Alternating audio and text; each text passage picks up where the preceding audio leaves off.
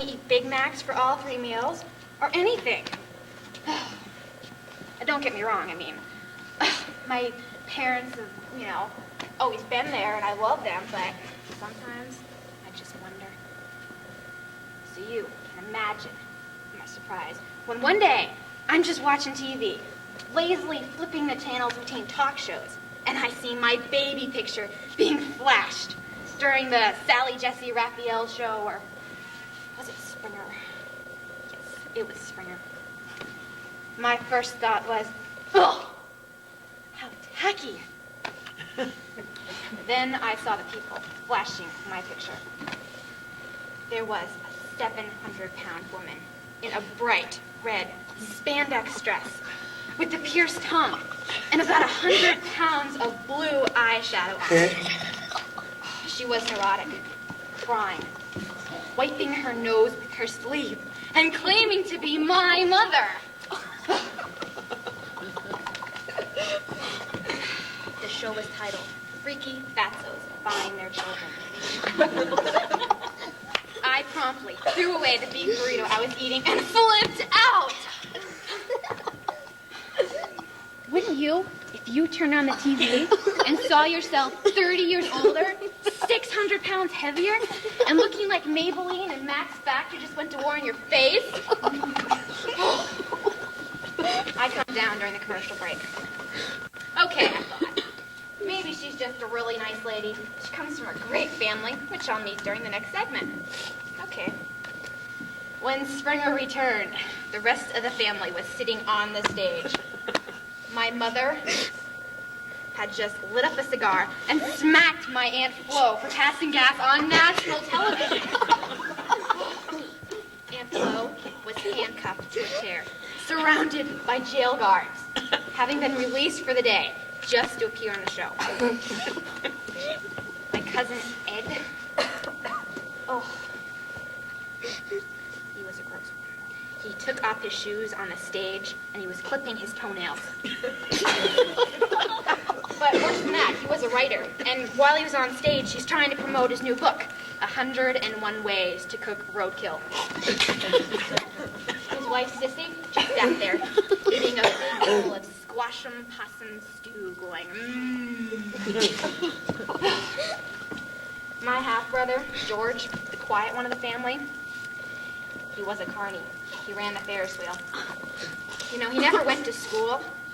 He didn't talk much either, but it was pretty interesting watching him pick cotton candy out of his beard.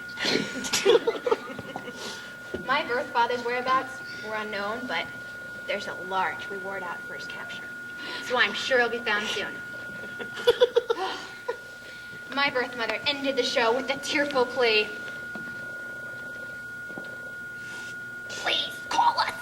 I promise I'll never smack you around like your worthless half-brother. And you can eat all the Big Macs you want.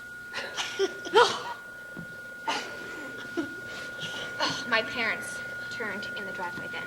I shut off the TV. I ran outside there and gave them a huge hug and promised to try to get better grades. I even decided to become a vegetarian. They asked me what I'd done that day. I replied, I watched some stupid talk show. You would not believe some of the weirdos out there. They laughed. We all sat down to a nice family dinner.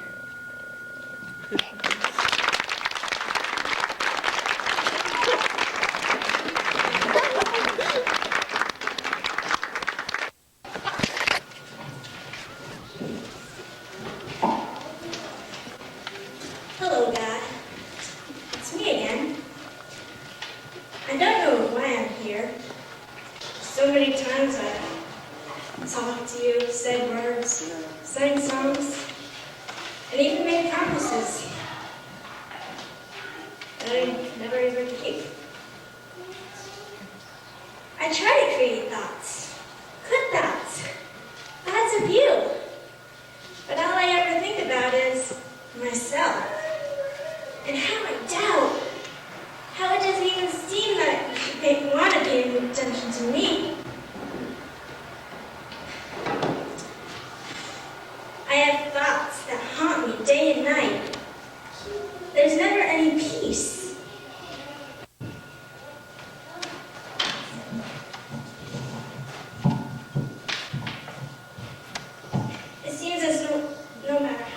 I tried, I never really lived for you.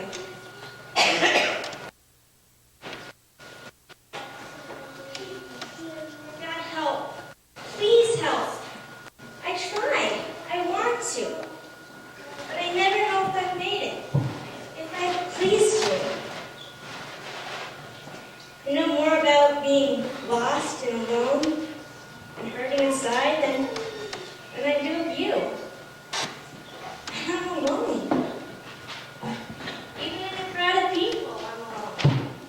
God, even with you, I'm alone. God, the more I try to shake these feelings,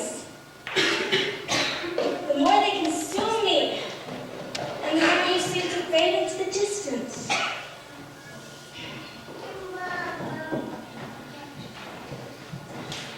God, help. Please help. I come to you now, when everything is crashing down. And at times, I don't know why. I just don't know why. I wonder if this life I'm living really matters. Questions, questions. And the main question I want to know, God, is, do you love me? But you do love me. Man, you died on the cross, and you paid the price for me. And you know what? I'm even free to love you. So yes, I believe that you love me.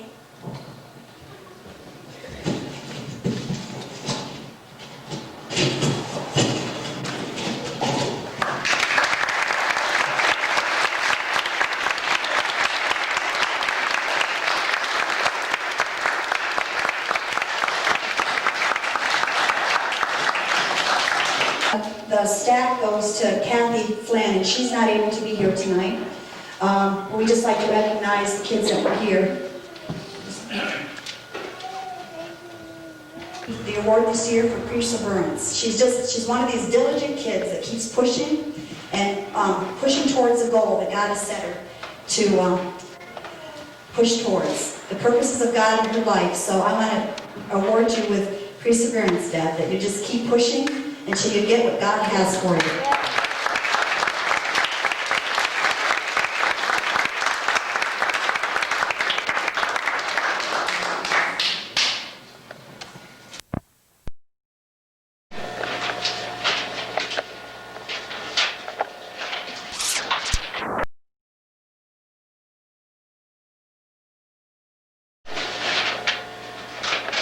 This is Valanda Yeager reporting for the Inside Scoop.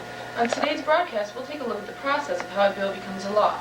Recently, I was invited behind the scenes of our U.S. Congress. What you just witnessed was the beginning of the bill-making process. Now, let's take a look at the rest of the procedure.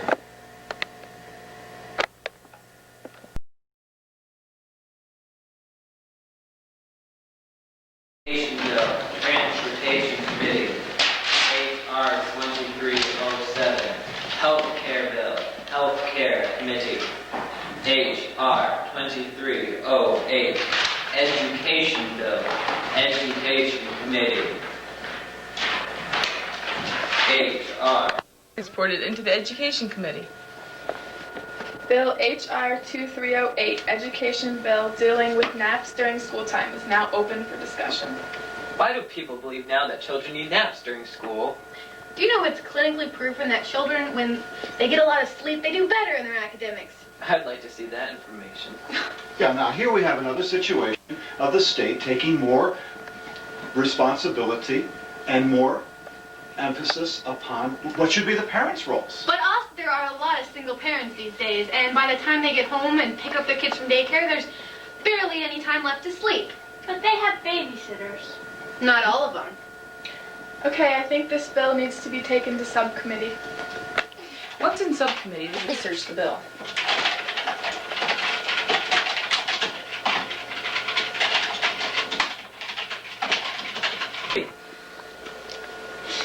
Back in committee.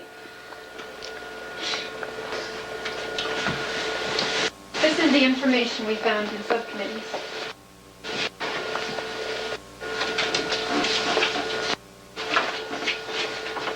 Thank you.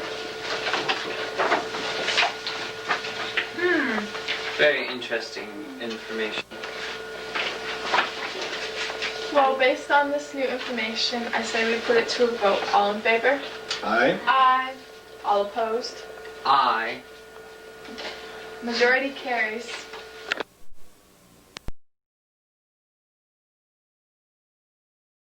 bill dealing with naps in school. Will now be voted on. All in favor?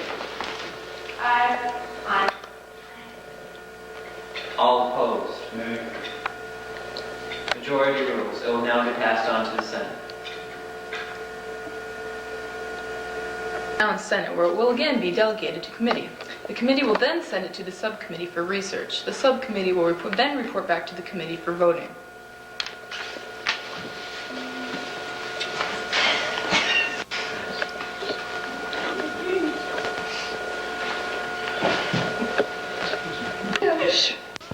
The committee has passed the bill and is now on the floor for debate.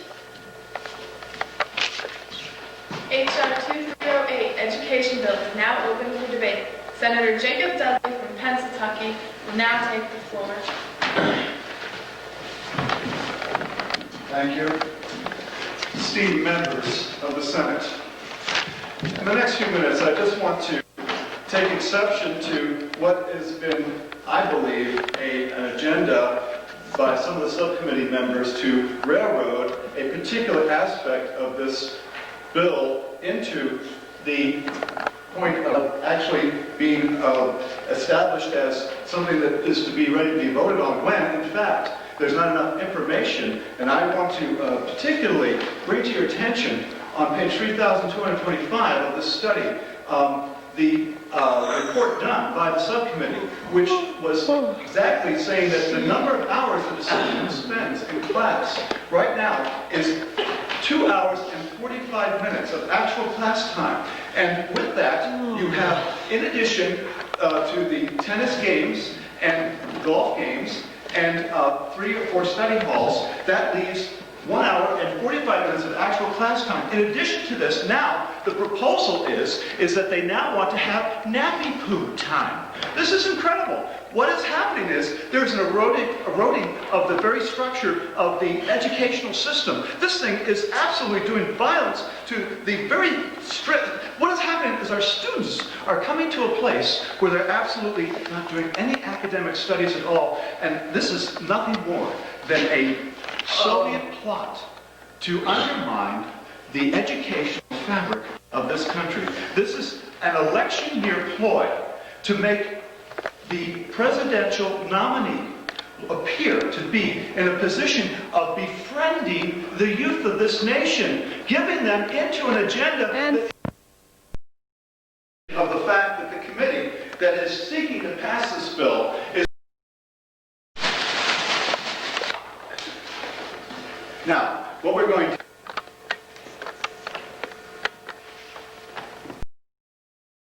Passed without any changes, so it doesn't need to go to joint committee. The bill will now go to the president. The Education Committee dealing with naps during school time.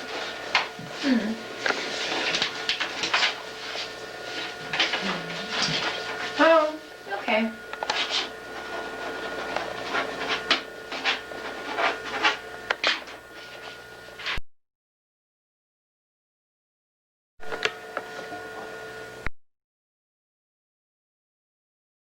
Presentation of how a bill becomes law, and have a good night. But due to this being a low-budget broadcast, we did not have the technical capabilities to compensate for the interference from other channels' frequencies. We're sorry, but we hope you enjoyed the show anyway.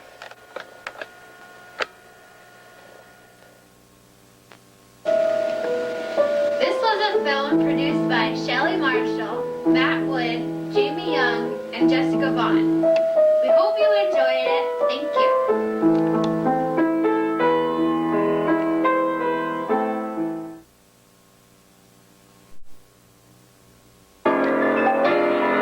This is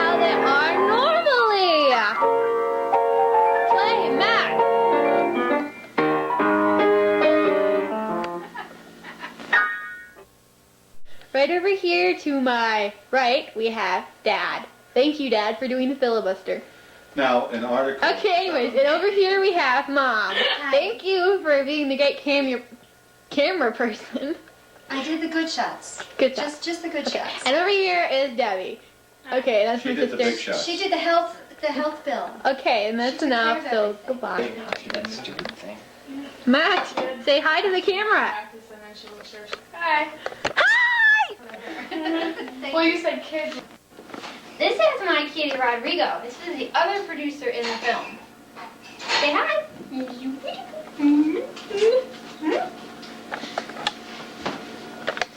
Say the thing. 4.5 hours trying to make it, so it was just a really good movie. You should have